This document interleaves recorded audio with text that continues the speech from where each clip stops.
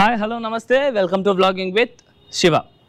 ఈరోజు మనం కాణిపాకం నుండి 11 కిలోమీటర్ల దూరంలో ఉన్న అర్ధగిరి వీరాంజనేయ స్వామి వారి ఆలయాన్ని అయితే మనం ఈరోజు దర్శించబోతున్నాము. ఈ ఆలయం తాలూకు చరిత్ర త్రేతాయుగం నాటిదనమాట. హనుమంతుల వారు తెచ్చిన సంజీవిని పర్వతంలోని అర్ధ భాగం ఇక్కడ పడిందంటారు. అంతేకాకుండా ఇక్కడ ఉన్న ఈ యొక్క సంజీవరాయ పుష్కరిణికి ఎంతో శక్తిగలమైన పుష్కరిణి అండి. అది మనం అక్కడికి వెళ్ళి ఆ ఆలయం యొక్క పూర్తి చరిత్రను అలాగే ఆ కోనేరు తాలూకా పూర్తి చరిత్రను కూడా తెలుసుకుందాం. వీడియోని అయితే లైక్ చేసి స్టార్ట్ చేయండి. మన ఛానల్ని ఇంతవరకు ఎవరైనా సబ్స్క్రైబ్ చేసుకోకుండా ఉంటే దయచేసి సబ్స్క్రైబ్ చేసుకోండి. ఓకే రండి, ఇంకా మనం డైరెక్ట్ ఆలయం దగ్గరికి అయితే వెళ్దాం.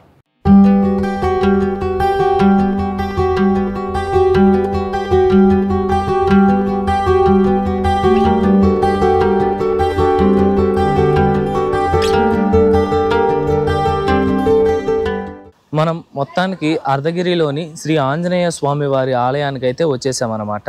ఇప్పుడు మనము ఆలయం లోపలికి వెళ్ళి పూర్తి స్థల పురాణం తెలుసుకునే ముందు ఈ ఆలయం తాలూకా టైమింగ్స్ అయితే తెలుసుకుందాము. ఈ ఆలయం ప్రతిరోజు ఉదయం 6 నుండి రాత్రి 9 వరకు అయితే ఉంటుంది. ఓకే, టైమింగ్స్ గుర్తుపెట్టుకోండి. టైమింగ్స్ ప్రకారం మీరు ప్లాన్ చేసుకోండి. ఓకే, ఇప్పుడు రండి టెంపుల్ లోపలికి వెళ్ళి పూర్తి చరిత్ర స్థల పురాణం ప్రతిదీ పిన్ టు పిన్ అయితే తెలుసుకుందాం.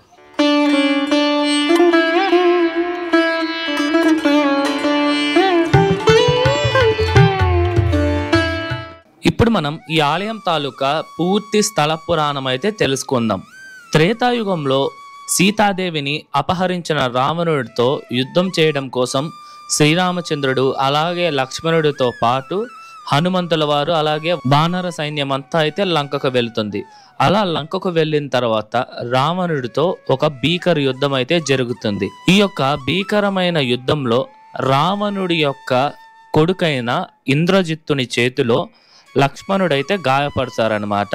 గాయపడి ఆయన మూర్ఛపోతారు. అప్పుడు అది పరీక్షించడానికి వచ్చిన వానర వైద్యుడైన సుసేనుడు లక్ష్మణుడిని బతికించాలంటే సంజీవిని పర్వతం పైన ఉన్న సంజీవని మూలికను తెమ్మనైతే చెప్తాడు. అది విన్న రాముల వారైతే హనుమంతుడికి చెప్పి ఆ ఒక సంజీవిని పర్వతాన్ని అయితే తీసుకురా అని అయితే చెప్తారు. అప్పుడు జై శ్రీరామ్ అంటూ ఆకాశానికి లంఘించిన ఆంజనేయ స్వామి సంజీవని పర్వతం దగ్గరకైతే చేరుతాడు. ఆ ఒక సంజీవని పర్వతంలో సంజీవని మూలిక ఎక్కడుందో తెలియక ఆంజనేయ స్వామి వారు ఆ ఒక పర్వతాన్ని అయితే పికిలించి ఆయన ఎత్తుకొని వచ్చేస్తారనమాట ఆయన ఒక అరచేతుల పైన. అలా తీసుకొని బయలుదేరి వస్తున్న మార్గం మధ్యలో అయితే ఈ యొక్క ప్రాంతంలోనే సంజీవని పర్వతం నుండి అర్ధ భాగం అయితే పడిపోతుంది. అలా సంజీవని పర్వతం నుండి అర్ధ భాగం ఇక్కడ పడినందున ఈ యొక్క ప్రదేశాన్ని అయితే అర్ధగిరి అని అయితే పిలుస్తారనమాట. ఈ యొక్క కొండ మొత్తంలో ఉన్న చెట్టు చేమ ప్రతిదీ ఔషధ మూలికలతో నిండి ఉంటుందని అయితే చెప్తారనమాట.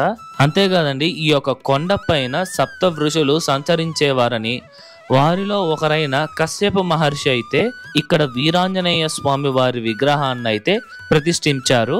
ఆ ఒక సంజీవిని పర్వతాన్ని ఆంజనేయ స్వామి వారు రాముల వారి దగ్గరికి తీసుకొని వెళ్ళిన తరువాత లక్ష్మణుడికి ఆ యొక్క సంజీవిని మొక్క యొక్క రసాయనాన్ని ఆయనకి పట్టించిన తరువాత 9 నిమిషాల వ్యవధిలోనే లక్ష్మణుడైతే మేలుకున్నారంట. త్రేతాయుగంలో 9 నిమిషాలు అంటే ఈ యొక్క కలియుగంలో అయితే 9 నెలలుగా అయితే భావిస్తారు. అందుకనే ఈ శ్రీ అర్ధగిరి వీరాంజనేయ స్వామి క్షేత్రాన్ని అలాగే సంజీవరాయ తీర్థాన్ని వరుసగా 9 పౌర్ణమి రోజులన వచ్చి దర్శించుకుంటే సకల వ్యాధులు నయమవుతాయని అయితే చెప్తారు. ఈ యొక్క ఆలయాన్ని చోళరాజుల కాలంలో అయితే నిర్మించారని అయితే చెప్తారండి. అంతేకాకుండా ఈ యొక్క వీరాంజనేయ స్వామి వారి ఆలయము ఉత్తర ఈశాన్యముఖంగా ఉంటుంది కనుక భారతదేశంలోనే హనుమంతుని ఆలయాలలో ఇది చాలా అరుదైన పుణ్యక్షేత్రం. ఇప్పుడు మీరు చూస్తున్నారు కదా నా వెనక పక్క, ఇదే ఈ ఆలయం తాలూకా పుష్కరిణి. ఈ యొక్క పుష్కరిణి సంజీవరాయ పుష్కరిణి అంటారు. ఇది చాలా చాలా పవిత్రమైన పుష్కరిణి. ఈ యొక్క పుష్కరిణి గురించి మనం చెప్పాలంటే ఈ యొక్క కోనేరులో కూడా ఎన్నో వనమూలికలతో నిండి ఉందని అయితే చెప్తారు. అంతేకాదు సకల దేవతలు ఈ యొక్క పుష్కరిణిలో స్నానం ఆచరించేవారని కూడా పురాణాల్లో అయితే ప్రసిద్ధి చెందింది ఈ యొక్క పుష్కరిణి.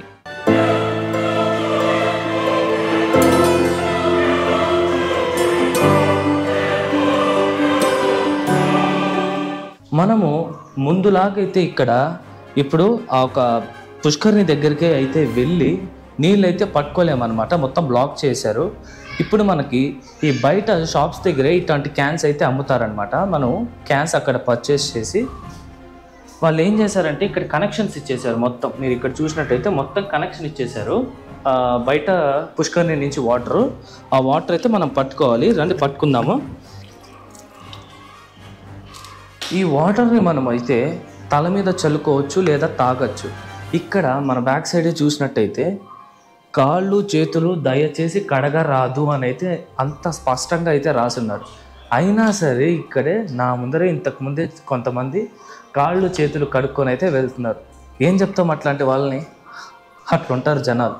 రండి ఇప్పుడు మనము ఆ ఒక పుష్కరిణి దగ్గరికి అయితే వెళ్దాం. ఈ యొక్క అర్ధగిరి కొండ చాలా చాలా అద్భుతంగా ఉంటుందండి నేచర్ వైజ్గా. అలాగే మీరు యొక్క కొండ ఆకులు నీరు ప్రతిదీ ఈ యొక్క కొండ మీద ఉన్న ప్రతి ఒక్క అణువణువు ఔషధ గుణాలతో అయితే నిండి ఉంటుందన్నమాట.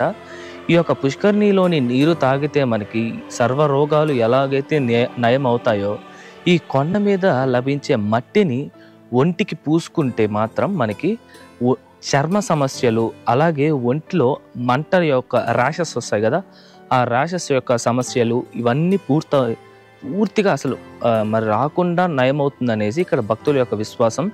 దానికనే చాలామంది ఇక్కడికి వచ్చి మట్టిని కూడా తీసుకెళ్ళి ఇంటికాడ రుద్దుకునే వాళ్ళు ఉంటారు.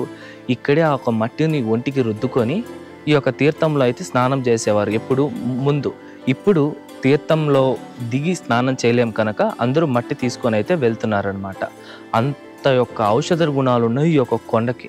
మనకి ఈ యొక్క వీరాంజనేయ స్వామి వారి ఆలయం పక్కనే కొంచెం మెట్లెక్కితే మనకి శివాలయము, అలాగే అయ్యప్ప స్వామి వారి యొక్క ఆలయం కూడా ఉంటుంది.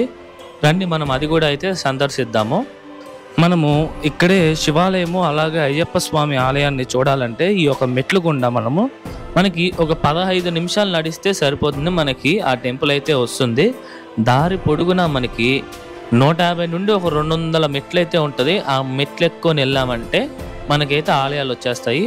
కాకపోతే మెట్లెక్కి అక్కడికి వెళ్ళేంత మార్గంలో చాలా చాలా అద్భుతంగా అయితే మనకి ఈ యొక్క అర్ధగిరి కొండ అయితే కనిపిస్తుంది. చాలా చాలా బాగుంటుందండి వ్యూ అంతా. లొకేషన్ చూడండి, చాలా చాలా బాగుంది ఈ యొక్క అర్ధగిరి కొండ. వావ్, ఇక్కడే ఉండిపోవచ్చు అనేంతలా బాగుంది.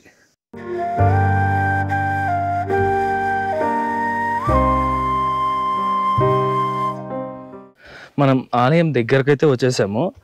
మనకి ఇక్కడ స్టార్టింగ్లోనే మీరు చూడొచ్చు, ఇదండి వినాయక స్వామి విగ్రహం అయితే ఉంది.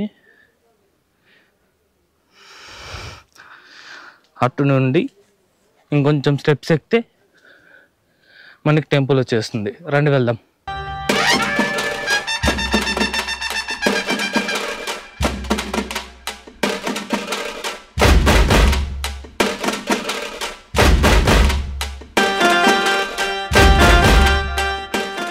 హర హర హర మహాదేవ శంభో శంకర. మనమైతే ఈ యొక్క శివాలయం దగ్గరికి అయితే వచ్చేసాము. మేము వచ్చే టైంకి సాయంత్రం 5 అయిపోయింది కాబట్టి టెంపుల్ అయితే క్లోజ్ చేస్తున్నారు.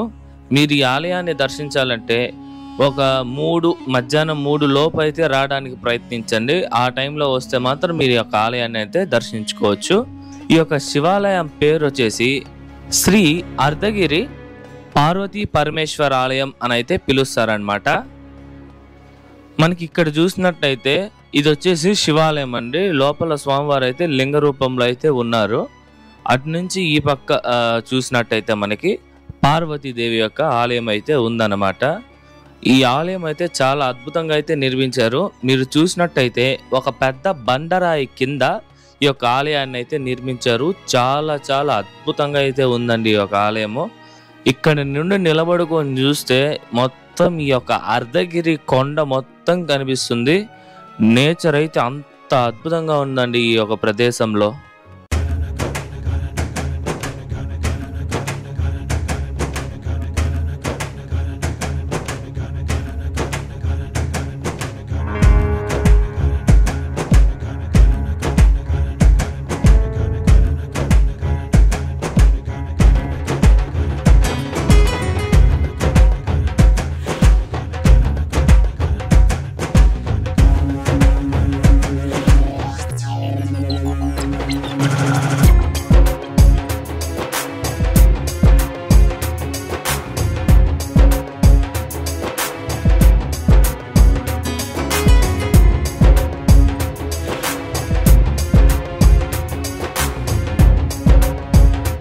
ఇదండి ఇవాల్టి వీడియో. ఐ హోప్ మీకు ఈ అర్ధగిరి ఆంజనేయ స్వామి యొక్క చరిత్ర, స్థల పురాణం ప్రతిదీ పిన్ టు పిన్ అర్థమైందనే అనుకుంటున్నాను. సాయంత్రం అయిపోయింది కాబట్టి లొకేషన్ అయితే చాలా చాలా అద్భుతంగా బ్రీజీగా చాలా బాగుంది. మీరు కూడా ఇన్ కేస్ మీకు టైం ఉంటే మోస్ట్లీ ఈవినింగ్ టైమ్స్లో రండి. రాత్రి వ్యూ అయితే చాలా చాలా బాగుంటుందంట. నాకు టైం లేక నేను వెళ్ళిపోతున్నాను. సో మీరు రండి, చాలా చాలా బాగుంటుంది. ఓకే, యా, మీకు ఈ వీడియో నచ్చితే లైక్ చేయండి, మీ ఫ్రెండ్స్ అండ్ ఫ్యామిలీస్కి షేర్ చేయండి. మీకు ఏ డౌట్ ఉన్నా కమెంట్ చేయండి. మన ప్రీవియస్ వీడియో మన కాణిపాకం ఒక ఆలయం గురించి పూర్తి చరిత్రతో మీకు ఆ వీడియో పెట్టాను. ఓకే, ఆ వీడియో తాలూకు లింక్ కూడా మీకు డిస్క్రిప్షన్లో ఇచ్చాను, చెక్ చేయండి. ఓకే, మరొక మంచి వీడియోతో మీ ముందరకు వస్తా. అంతవరకు మీ శివవర ప్రసాద్ సైనింగ్ ఆఫ్.